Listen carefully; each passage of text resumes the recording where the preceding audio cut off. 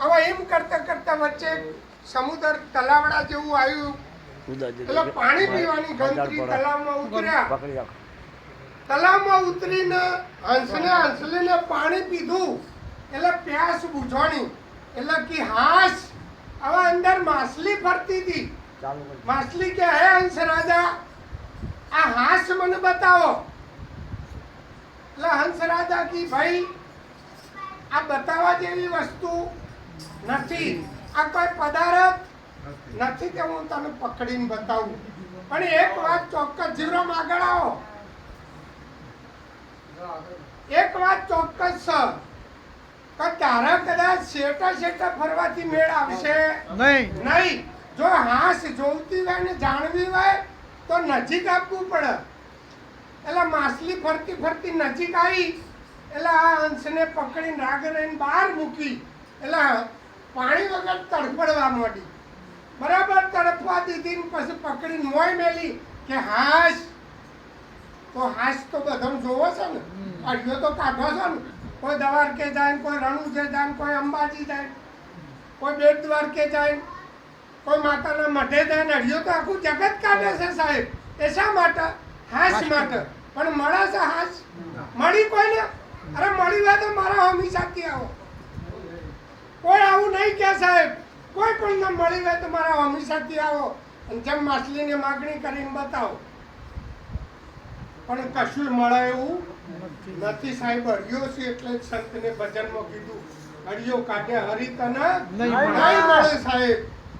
તમે હરિયો કાઢો તમે ડુંગરે ને પહાડે ને દેવ દરબારે. દેવ દરબારનું જે થાપના ખોટી નથી, પણ એનો દુરુપયોગ કર્યો છે આપણે. એનો દુરુપયોગ કર્યો છે સાહેબ. એ શા માટે છે? આસ્થાનું પ્રતીક શા માટે મૂક્યું છે? આપણા વિચારોનું પરિવર્તન કરવા માટે, સત માર્ગ વળવા માટે, શુદ્ધ વિચારો પ્રગટ કરવા માટેની એ સ્થાપના છે. પણ આપણે તો અશુદ્ધ વિચારો થયા. તો જઈને માગણી કરીએ, પેલાનું આટલું કરી નાખું તો માતાજી મારી વર રાખજે, પેલાનું આટલું ભેળાઈ મળ્યું તો માતાજી મારી વર રાખજે. બોલો આવા વિચારો કરવા માટે? આ પ્રતીક આપણા ઋષિ મુનિએ દેવી દેવતાઓનું શા માટે મૂક્યું? આપણા અશુદ્ધ વિચારો. તો જવાથી સાહેબ એક સંતોષ થાય. બે હાથ તમે જોડો તો તમારું મન જે આકુડ વિકુડ હોય એ શાંત પડે અને તમારામાં વિચારધારા શુદ્ધ થાય. પણ હવે આપણે તો ટ્યુશન કેવું, તમારા હાઈવે ઉપર બોર્ડ મારેલું છે આ બધું. તમારે જેવા ભણો તો ખબર ના હોય, પણ ભણેલો ખબર હોય. યારો બતાવો કે બોરું કઈ બાત છે, યારો બતાવો ને. હવે સમય સંજોગે એવું થયું, આજે જ સવારે મને નારાયણભાઈનો ફોન આવ્યો હતો કે પ્રભુ વાવાઝોડાનું ને એવું બધું ભારે છે ને, અમારે તો હવે સ્કૂલોવાળાને ના પાડી કે છોકરાને હાડમાં આપશો નહીં, વાવાઝોડાની જોખમ છે. કયા ટાઈમમાં આવી જાય? હવે કુદરતી આ ઓમ એરોશન બોરુની દિશા બતાવે છે અને આ બાજુથી એવું ભારે વાવાઝોડું આવ્યું છે. આ એરો ઓમ ફરી ગયું તો આ બોરું જડા ખરું કોઈ ના જડા, આખી દિશા પલટાઈ ગઈ. બોરું રહી ગયું પશ્ચિમમાં અને આપણે ચો દોડ્યા પૂર્વમાં. ગમે એમ દેશોના દેશ પાડી નાખો તો બોરું જડશે તો શું કરવું પડે? અમે બોરું પડવા માટે કોકને પૂછવું પડે. ઈથી ઈચાદરા મોણસા વિજાપુર હિંમતનગર જતા જતા પૂછવું પડે તો કેમ આવતું નથી બોરું. અને પૂછો તો કોઈ ઘૂમણ્યો મળે તો પાછો ન કરજો, મારા જેવો અજાણો મળે તો કે હજુ આગળ જાઓ. અને હવે અજાણ્યા જ મળ્યા છે તે ઠેલે જ રાખ્યા છે.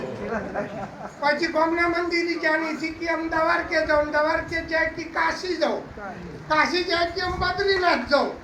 બોલો કોઈને ઉભા રાખશે? તો આ પરમાત્મા કયો છે અને કેવો છે સાહેબ? અને આ અવસરથી ખબર પડશે હો, આ મનુષ્ય અવસરથી ખબર પડશે. આવો ઉત્તમ અવસર આપણને મળ્યો સાહેબ. તો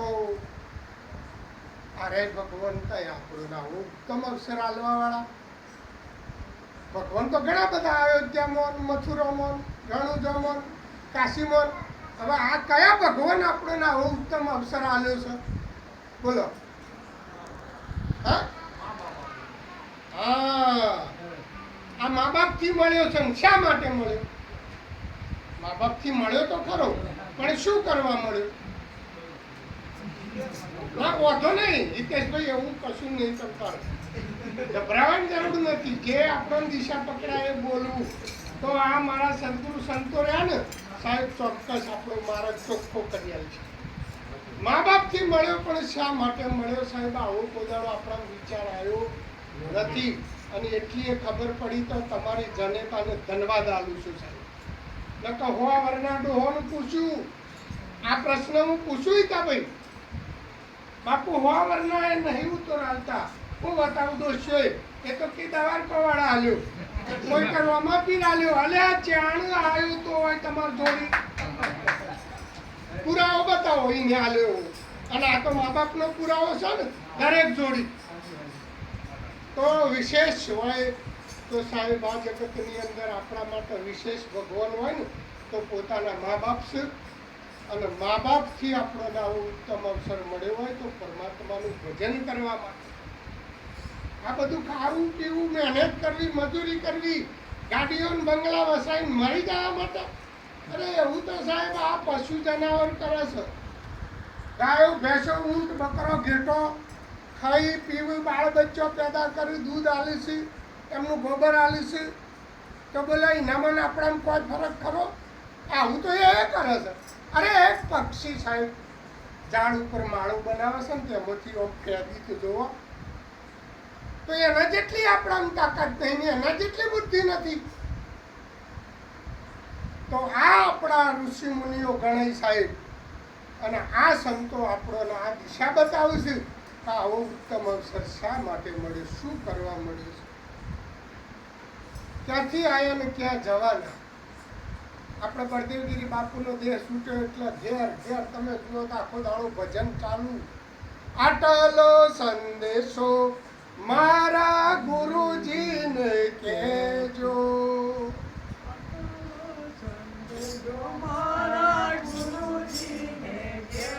જો આટલો સંદેશો મારા ગુરુજીને કહેજો.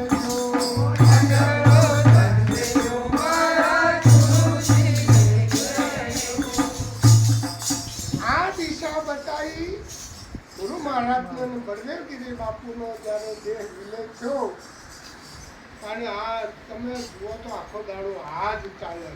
આ કાયા પડશે અને હંસો ક્યાં જઈને સમાશે? કાયા પડશે ને હંસો ક્યાં જઈને સમાશે? કાયા પડશે ને હંસો ક્યાં જઈને સમાશે? કાયા પડશે ને હંસો ક્યાં જઈને સમાશે? કાયા પડશે ને હંસો ક્યાં જઈને સમાશે? એ ગર્ભ આવી અમને દેજો રે, આટલો સંદેશો મારા ગુરુજીને કહેજો. એ ગર્ભ આવી અમને દેજો રે, આટલો સંદેશો મારા ગુરુજીને કહેજો. આ ઘર જોવા માટે માગણી કરી કે આ ઘર મારા ગુરુજી મને બતાવજો. આ કાયા પડ્યા પછી આ હંસો ક્યાં જશે? અત્યારે હાલ તો નોકરી કરીને ઘેર આવી ગયા, પણ આ ઘર છોડ્યા પછી ક્યાં જશો? કહા સે આયા બંદા ક્યાં જાયેગા, ક્યાં લેકે આયા ને ક્યાં લેકે જાયેગા. શું કરવા માટે મળ્યા છીએ? તો સાહેબ આના માટે લક્ષ 84 છૂટવા માટે આ મનુષ્ય અવસર આપણને મળ્યો. તો આવા મહાપુરુષો જ્યાં સુધી આપણને નહીં મળે ત્યાં સુધી આ માર્ગ બીજો કોઈ બતાવી શકશે નહીં સાહેબ. અને તમે મંદિરે જાઓ તો સાહેબ મંદિર વાળો ઈશારો કરે છે. બોલો સમજાય છે ભાઈ? આપણે મંદિરે જઈએ ને એટલે મંદિર વાળો પહેલો ઈશારો કરે છે તમે